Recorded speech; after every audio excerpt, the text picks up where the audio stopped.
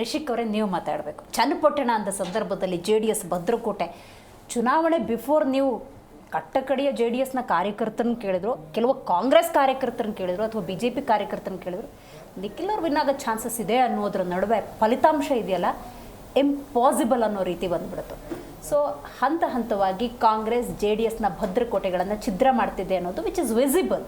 So ಹಾಗಾಗಿ ಹಾಸನ ಕಾಂಗ್ರೆಸ್ನ target ಆಗಿದೆ. ನೋಡಿ, ನಮಗೆ JDSಗೆ ಈ ಎಲೆಕ್ಷನ್ ಮಾಡಕ್ಕೆ ಟೈಮ್ ಸಿಕ್ಕಿದ್ದು ಬರೀ 20 ದಿವಸ ಅಷ್ಟೇ.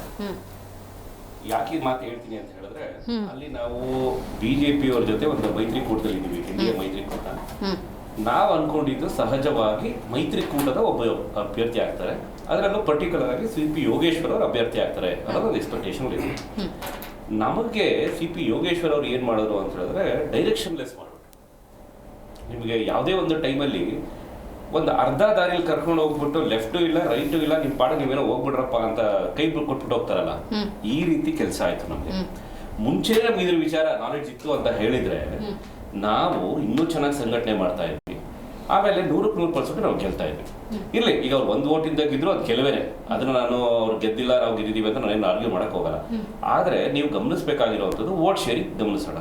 ಲಾಸ್ಟ್ 3 ಚುನಾವಣೆಯಲ್ಲೂ ನಾವು ತಗೊಂಡಿರುವಂಥ ವೋಟ್ ಏನಿದೆ ನೀವು ಗಮನಿಸಿದ್ರೆ 85,000, 96,000, ಈ ಸತಿನೂ 85,000 ತಗೊಂಡಿದ್ದೀವಿ.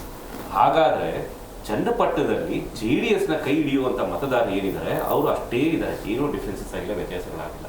ಇನ್ನ ಚನ್ನಪಟ್ಟಣದಲ್ಲಿ ಯೋಗೇಶ್ವರ್ ಅವ್ರು ಯಾವ ರೀತಿ ಗೆದ್ರು ಅಂತ ನಾವೇನಾದ್ರು ಒಂದು ಚೂರು ಪೋಸ್ಟ್ ಮಾರ್ಟಮ್ ಮಾಡ್ಬಿಟ್ಟು ನೋಡೋದಾದ್ರೆ, ಮ್ಯಾಕ್ಸಿಮಮ್ ಚನ್ನಪಟ್ಟಣ ಟೌನ್ ಅಲ್ಲಿ ಯಾವುದೋ ಒಂದು ಕಮ್ಯುನಿಟಿ ಓಲೈಕೆಯಿಂದ ಸುಮಾರು ಒಂದು 15,000 - 20,000 ವೋಟ್ ಡಿಫ್ರೆನ್ಸಸ್ ಎಲ್ಲ ಆಗಿದೆ ಮೇಜರ್ ಆಗಿ ಅನ್ನೋದನ್ನ ಬಿಟ್ರೆ, ನಿಮಗೆ over all JDS as a party ನಾವೇನಿದೀವಿ ನಮಗೆ ಬರಬೇಕಾಗಿರುವಂತ ವೋಟ್ಸ್ ಏನಿದೆ, ವೋಟ್ ಶೇರು ಅದು ಅಷ್ಟೇ ಇದೆ, ಎಲ್ಲೂ ವ್ಯತ್ಯಾಸಗಳಾಗಿದೆ. ಸೊ ಹಾಗಾಗಿ ನಾವು ಇವತ್ತು ಹೇಳುವಂಥದ್ದು ಚನ್ನಪಟ್ಟಣದಲ್ಲಿ ನಾವು ಗೆದ್ದಿದ್ದೀವಿ, ನಾವೇನು ಸೋತಿಲ್ಲ. ಯಾಕೆಂದ್ರೆ ಈಗ 80,000 - 85,000 ಒಂದು ಆಡಳಿತ ಪಕ್ಷ ಇಟ್ಕೊಂಡು ಮಾನ್ಯ DK ಶಿವಕುಮಾರ್ ಅವರು 3 ತಿಂಗಳ ಹಿಂದೆನೆ ಹಳ್ಳಿಗೆ ಹೋಗ್ಬಿಟ್ಟಿದ್ರು. ಏನೇನು ರೆಡಿ ಮಾಡ್ಕೋಬೇಕೋ ಎಲ್ಲಾ ತಂತ್ರಗಳನ್ನ ಕುತಂತ್ರಗಳನ್ನ ಮಾಡ್ಕೊಳ್ಳೋದು ಅವತ್ತಿಂದ ರೆಡಿ ಮಾಡ್ಕೊಂಡ್ಬಿಟ್ಟಿದ್ರು. ಅಷ್ಟೆಲ್ಲ ಇದ್ದು ಒಂದು 136 ಜನ ಇರುವಂತ ಒಂದು ಆಡಳಿತ ಪಕ್ಷ ಬಂದು ಬರೀ ಒಂದು ಚನ್ನಪಟ್ಟಣದಲ್ಲಿ ಪಾಪ ಇನ್ನು ಯಂಗ್ಸ್ಟರ್ ನಮ್ಮ ನಿಖಿಲ್ ಅವರು ಅಂತವ್ರ ಮುಂದೆ ನೀವು ಅದು ಲಾಸ್ಟ್ ಮಿನಿಟ್ ಡೈರೆಕ್ಷನ್ಲೆಸ್ ಆಗಿರುವಂತವ್ರ ಮೇಲೆ ನೀವು ಈಸಿ ವಿನ್ ಮಾಡಕ್ ಆಗ್ಲಿಲ್ಲ, ಅಷ್ಟು ಟಫ್ ಫೈಟ್ ಕೊಟ್ಟಿದ್ವಿ ನಾವು ಅಂತ ಹೇಳಿದ್ರೆ ಇದರಲ್ಲಿ ನೀವು ಅರ್ಥ ಮಾಡ್ಕೋಬೇಕು. ನೀವು ಹೇಳೋದು ಹೆಂಗಿದೆ ಅಂದ್ರೆ ರಿಷಿಕ್ ಅವರೇ, ಸೋಲೋದು ನಮಗೊಂದು ಕ್ಲಾರಿಟಿ ಇತ್ತು, ಬಟ್ ಒಂದೊಳ್ಳೆ ಫೈಟ್ ಕೊಡಕ್ಕೆ ನಾವು ಕಂಟೆಸ್ಟ್ ಮಾಡಿದ್ವಿ ಅಂತ.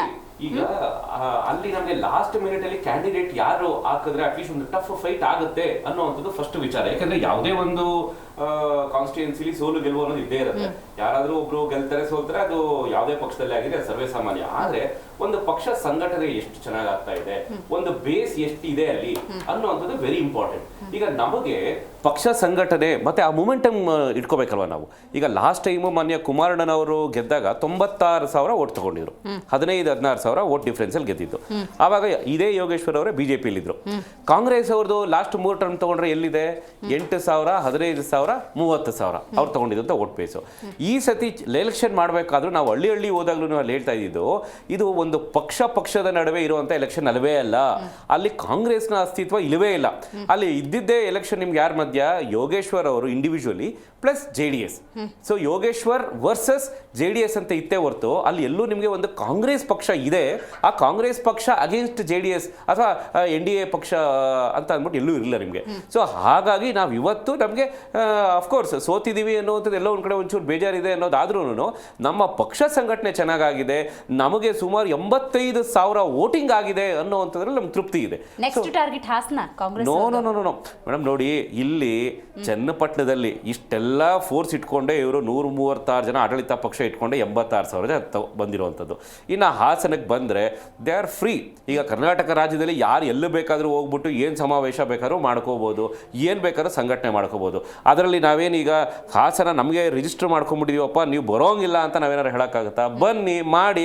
ಆದರೆ ನಾನು ಕೇಳಕ್ಕೆ ಬಯಸೋವಂಥದ್ದು, ಏನಕ್ಕೆ ಬರ್ತಾ ಇದ್ದೀರಾ? ಏನಾದ್ರು ಉದ್ದೇಶ ಇದೆಯಾ ನಿಮ್ಮಲ್ಲಿ? ಏನಾದ್ರು ಸ್ಟ್ರಾಟಜಿ ಇದೆಯಾ? ಇಲ್ಲ ಏನಾದ್ರು ಒಂದು ಕ್ಲಾರಿಟಿ ಇದೆಯಾ? ಅಥವಾ ಜನಕ್ಕೆ ಏನಾದ್ರು 3 ಪೈಸದ ಉದ್ಯೋಗ ಉಪಯೋಗ ಆಗೋವಂಥದ್ದು ಏನಾದ್ರು ಇದೆಯಾ? ನಿಮ್ಮ ಟೈಮ್ ಪಾಸ್ ಮಾಡೋದಕ್ಕೆ ನೀವು ಬರೀ ಕರ್ನಾಟಕ ರಾಜ್ಯ ಸುತ್ಕೊಂಡಿರ್ತಾ ಇದ್ದೀರಾ ಅಂತ ಹೇಳಿದ್ರೆ ಇದರ ಜನ ಗಮನಿಸ್ತಾ ಇದ್ದಾರೆ.